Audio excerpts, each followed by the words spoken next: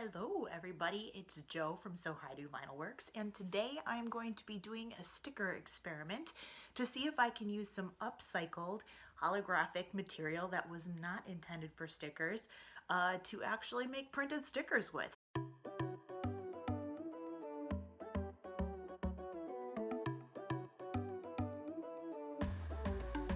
There is a store locally in Wisconsin called American Science and Surplus. They're like the quintessential random thing and stuff store. And one of the things that they have had for a while now are these magnetic sheets that at one point had this holographic film on the front. And the reason why they were selling them at American Science and Surplus, I think, is because the sticky part on the back of this film did not want to stay stuck to the magnet sheet. So when I first bought this this stuff, they were selling it for 25 cents per sheet, which is an amazing deal, I thought, in my mind, because my intent was actually not to use it for this, to use it to make magnets out of. Who knows what they would have done with magnets that were just on this hollow sheet. I don't think these are printable. It just doesn't seem like it would be, although I haven't tried it. I bought a whole stack of them. I peeled off the holographic film, and then I didn't throw it away. Thanks to my great grandma, I am a pack rat. And I thought to myself, there's gotta be something else that I can use this for at one point or another. Enter this experiment. So in the past, I have just done a cutout of this material where I have cut out velociraptor shapes just to see if I could do it. And this time what I'm doing is actually seeing if I can make a printed design on these stickers to make my own holographic stickers. Now, in order to do this, this is going to be a multi-step process. First things first, this film does not have adhesive on the back. So if I'm going to make stickers out of this, I need to make the back of this sticky. And that is where this comes in. Oh, hey, look, it's one of my dinosaur stickers. This is the Xyron Creative Station. And it's really just kind of a thing that you put something in on one side, you ring it through, and then it comes out of the other side. There are different cartridges that you can use in here. One of them just laminates it front and back, cold laminate process without having to run it through a heated lamination machine. And then there's the cartridge that I have in here currently, which is that it will take any just normal piece of flat, like paper. Basically, if you have a flat something and you roll it through this machine, it will come out with a permanent adhesive backing on the back. And that's what we're gonna do today. First off, with our holographic material. So I am going to feed this through shiny side first, or shiny side up, just because I know that that is the side that I want. Whoops, sorry, I'm doing this one-handed. That is the side that I want the image to be on, just because, again, it's shinier.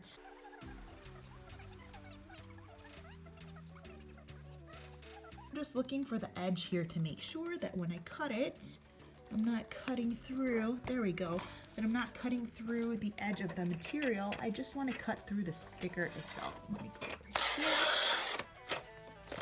So I'm peeling off this top part. Peel this up in the corner. Now, it's stuck. It's sticky and it's stuck to my finger. I have printed my design on a clear gloss sticker material. And basically, as you can see here, this material is see-through, which means that when we apply it onto our holographic material, of course, you will be able to see through the design. Next thing I'm going to do is take some of this gloss laminate material, which I bought from Expressions Vinyl. This is Oracal Laminating Film 215. Oracle, whatever you want to call it, that's what this is. This gloss vinyl can be a little bit temperamental as far as getting air bubbles in the surface, which I do not want. So I'm going to have to be very, very careful, effectively, as I put this on to try to avoid that as much as possible. We're going to go like this. We're going to keep our fingers super crossed, and we're going to try to avoid those bubbles. Now, if you've seen my videos on my Facebook, you also know that this process is the process that I use for every single laminated sticker that I offer in my shop. Every single sheet of all of my stickers goes through a hand laminated process where I go inch by inch, literally, on the entire sheet of stickers and will laminate it with a squeegee. With my regular stickers, when I'm making those, they are supposed to be weatherproof, but I have found out from experimenting that if the sticker is left outside within approximately 2 weeks, it'll just be like you have whatever the shape of the sticker was, just the white background color and no picture on it. So for me, that was when I discovered that I needed to do some sort of top protection. So in this case, I do have some bubbles. I don't know if those are visible on the camera, which is not my favorite. We'll see what happens once the actual sticker design is done. Maybe I can squeegee them out once they're cut. In case you're unfamiliar, these are registration marks. The machine reads those registration marks, and that's how it knows where it's going to cut around the sticker design. I use print and cut for all of my stickers. It's just a more precise way when the machine knows where those marks are to make sure that it's doing the best it can to perfectly cut those circles out where I want them to be. The machine uses light in order to sense these registration marks. I do not want it to get confused with this holographic material when it's trying to figure out where those lines are. So what I'm going to do is I'm going to take little pieces of white paper, I'm going to put them behind these marks before I attach it to the holographic material. Now you can see I've just taken random pieces of sticker backing scratch paper and I have added them in the background so that we've got those white backings. You might wonder, why did I do this on an angle like that? And I don't know if this is real or not, but basically, in my observation the last time I tried something like this is that the machine is looking for right angles. You can see that this is, very clearly an L shape. This is very clearly a square. The machine shouldn't be looking for a 45-degree angle when it's trying to read where those marks are. And again, the last time that I tried this was actually successful, so I'm going to stick with that success since this is already a very finicky process to begin with. Next step is we've got the squeegee back out again because we're going to need it.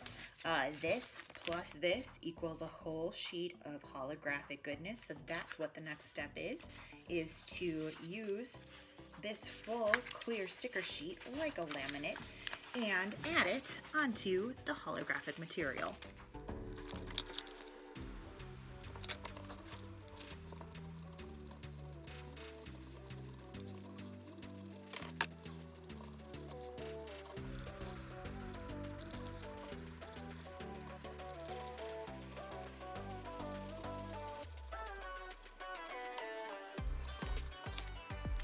Here we have it, our very own holographic printed sticker sheet. Oh my gosh, this came from scraps. This is what being scrappy can get you. I'm sure that there are other methods to do this, but I'm using a photo printer and I'm using kind of home craft store available things. I mean, you don't necessarily need a $20,000 printer to be able to do some pretty cool things if you use all of the tools that are available to you. Next step is the really hard step, and that is first and foremost getting the machine to recognize these markers. But secondly, I have to actually get the machine to A, cut through all of these layers, but B, cut through them consistently, and C, cut through them in a way where it's got a kiss cut edge for the inside of the circle, and then where it actually creates a whole circular sticker. This is a lot of work. It's gonna take multiple run-throughs on the machine, and the last time I tried it, it didn't work. So I've got some new settings that I'm gonna try out. We'll see if I can actually make this happen. So first thing I'm going to do is use actual heat transfer glitter HTV cutting settings for the kiss cut on the inside circle. For the outside, I'm going to use chipboard.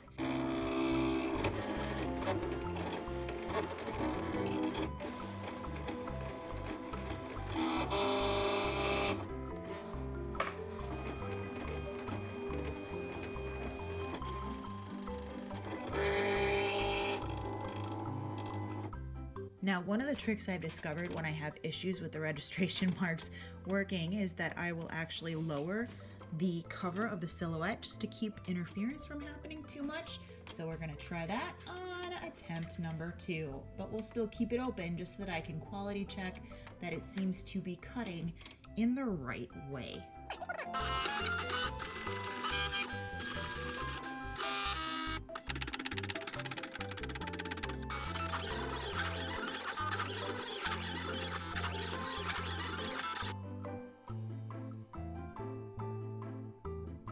I can tell you right now, this is definitely not cut through the entire thing. So this is gonna have to go through a whole nother cut cycle.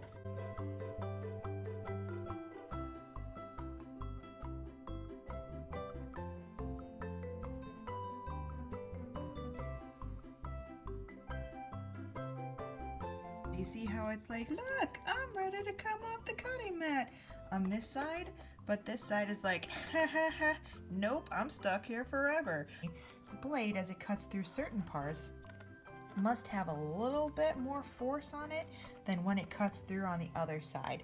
And since there's no way to be able to turn the sheet around because of those registration marks, what I'm gonna have to do is tape them down so that they don't get stuck in the machine, and try to run it through a third time. So that'll be fun.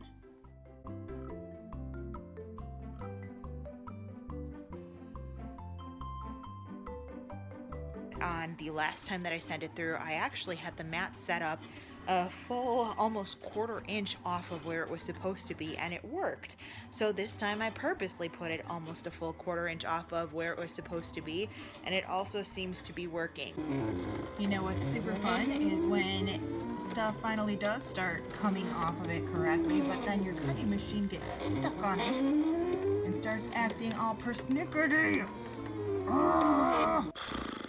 Okay, so the natural question now is, Joe, did it work? And my answer to that is kind of. So this is the all sorts of messed up sheet, which I will show you below so that it's not weird and I can point at stuff. So this is the sheet after it's come off of the cutter. You can see the sticker that already was giving me issues. This one is usually the one that pops off first, and you can see that again some of these are just like, yeah, we're ready to go, get us off the thing, which is cool. Like that one just popped off, for instance, but some of them are still stuck, which means I am probably going to end up having to do some X-Acto knife surgery, which is something that I was hoping to avoid here, because X-Acto knives are not as precise as a machine when it comes to precisely cutting, when it comes to precisely cutting edges. And there's always going to be that human element in there when it comes to me trying to exactly replicate what a machine has already done. So it kind of worked. Let's see what happens. I'm going to take these all off the sheet.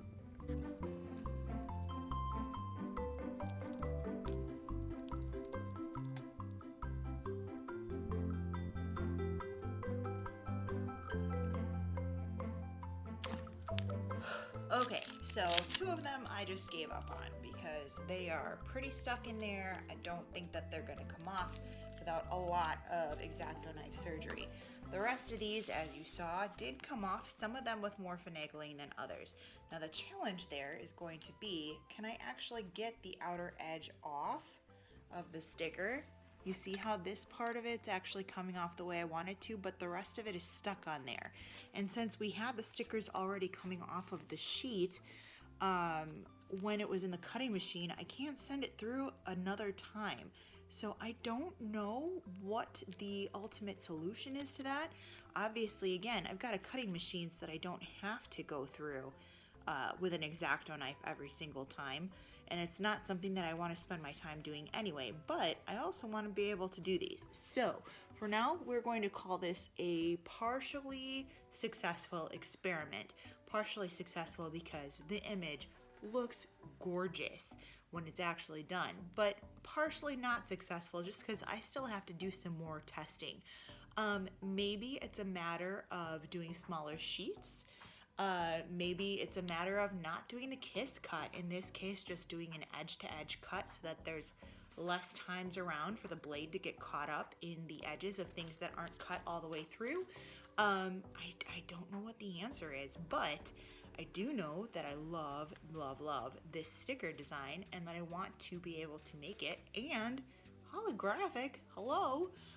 So we'll see what happens. I'm gonna keep experimenting with this one. We'll call it a wash and we'll call it a video for now. If you liked this video and you want to see more videos like it, don't forget to like. Yeah, if you liked, don't forget to like. Obviously that goes without saying. Don't forget to subscribe. If you have a topic that you want to see, knowing that I do stickers, obviously, among other things. I've got some sublimation content coming up in the works. But I know it's been a while since I did my last video, but I do want to start doing these more frequently. Leave a comment and tell me what you want to see me work on. I'd be happy to take requests, I guess. And that's about it. Like, subscribe, comment, do all of the things that you normally do on YouTube videos, whether they're about stickers or not. And that's it. So I will see you all next time, and bye.